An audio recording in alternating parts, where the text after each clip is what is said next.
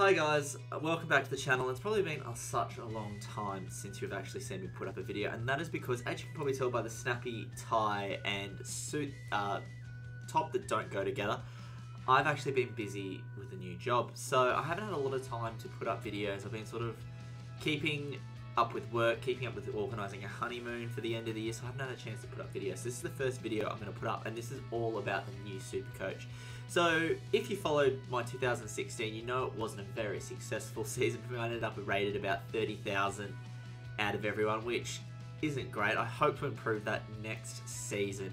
So what Supercoach have done is they've put up a provisional team, so you can start selecting, messing around with your teams. They do say that prices could change, so this isn't obviously, the team I'm about to show you isn't obviously the final team that I have, but it's going to be one that's got some interesting ideas. There's going to be chops and changes made, and I'm going to talk you through it right now. There's the team. So starting from the back line, Doherty had a really good year, and I'm finding actually this year the backmen are probably a lot better than usual. There's usually about 4 or 5 that are alright, and then the rest are pretty average. But Doherty and Adams are probably the two that stood out. Adams because he plays in the midfield. He is going to get time in the midfield, so he's going to be getting a lot of possession. One there that might be a bit weird is Trent McKenzie. Now he's 238,000. He had a really rough year with injury last year, so that's what dropped his price by quite a bit. Should be back in form. He'll rise. He'll get up towards 400,000, I reckon. So he'll make us a bit of money. Whether he gets into the team or not, we'll wait and see. McGrath's big one, #1 draft pick. He's there. He's an interesting choice. He will play round 1 for Essendon, so he's a good one to start right in the middle. He'll play some midfield time. He'll play mostly back. But I reckon he'll get some good scores on the board, and a couple of other rookies that I'm not sure if they're going to play. We'll find out more about them when pre-season starts. If you look at the midfield, you got Patrick Dangerfield and Bontempelli, so 2 really superstars. Oh, add Cripps and Fife in there. 4 big superstars that will score big. Will they be there at the end of the season, at the start of the season? Who knows, but they're the 4 I'm sort of thinking about at the moment. Beams is another one. He's a really cheap one. He's been out with injury almost pretty much 2 years missed with injury, so he hasn't really had a chance to get much on the park, so his price has dropped. But if he can get back to some form, he will be an absolute steal at 432,000. The next 2 players are 2 players that have had a lot of injury over the past 2 seasons as well, and if they get back to their best, those prices that are on there are going to skyrocket very quick. O'Meara and Swallow, one a former Gold Coast player, one that recently re-signed with the Gold Coast, which I'm great and so happy to hear about. If they start the season and they start scoring well, those prices will skyrocket very quick. So if you're thinking about putting them in, put them in at the start of the season if you know they're going to get game time.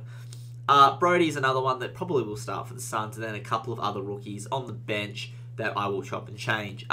Gawn had a really good season last year. Nothing to me suggests he's going to slow down. He's still relatively young. I imagine he's still going to dominate the ruck. So he might not end the season at 645,000, but he won't be dropping too far away. He'll be putting up big scores every week too. He's a big scorer at the start of the season. It's probably one you might hold all the way to the end if he avoids injury. Grundy's one that could grow. He's past couple of years coming into the league. He's come in as a pretty good ruckman. And with age, he's only going to get bigger and stronger, and he's going to impose himself more on the opposition. So I think he's one you definitely need to be keeping an eye on. English on the bench. He is the 18th. He was the 18th draft pick. He was one that was tipped to go top 10, but dropped all the way to 18th for the Western Bulldogs, or 18th or 19th or whatever the Bulldogs' first pick was. And they picked him up. So with their ruck situation, Minson retiring, they don't really have a proper ruck. Jordan Ruffhead does a pretty good job, but English might be getting some early game time, so he might be one you need to look out for. The forward line's interesting. There's not a lot of choices in the forward line this year. I usually like getting a lot of forward mids, so I know I can rotate them through, but they're also going to score pretty big. Not a lot of that this season, so I've had to just go with this. McRae, what's more to say, he was a superstar. He's going to play a lot of time in the midfield, so he's going to be a big scorer, and he's one that probably, injury aside, will definitely be there for me round 1.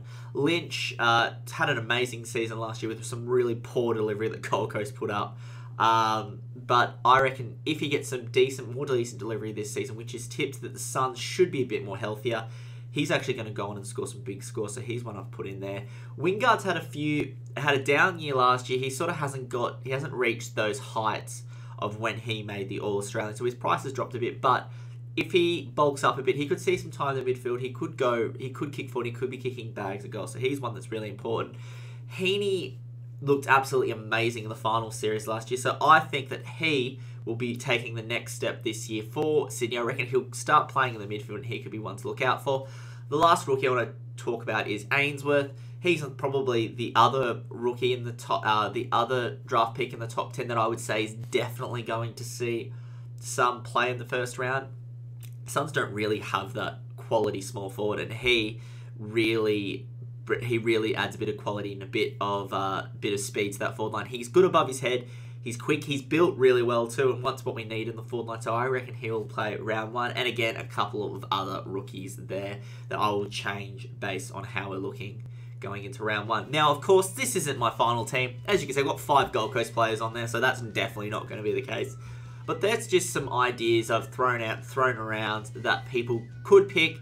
Might give you some ideas. You might think of a player you hadn't thought of, or you might disagree, and you might think the players you've picked so far are pretty safe for round one. Do let me know in the comments below if you think there's any changes I could make to this team. I'm going to be doing a bit more Supercoach stuff as it gets a bit closer to the season with the NAB Cup and the NAB Challenge, I should say, and all that good stuff. So do make sure you keep watching. I'm going to try and keep more videos coming up. It's been busy, but I'm hoping it's starting to quieten down a bit. So I'm hoping that I can start getting more content out to you guys, because I do enjoy making these videos. Well, anyway, guys, I hope you enjoyed. Thank you for watching, and I'll see you later.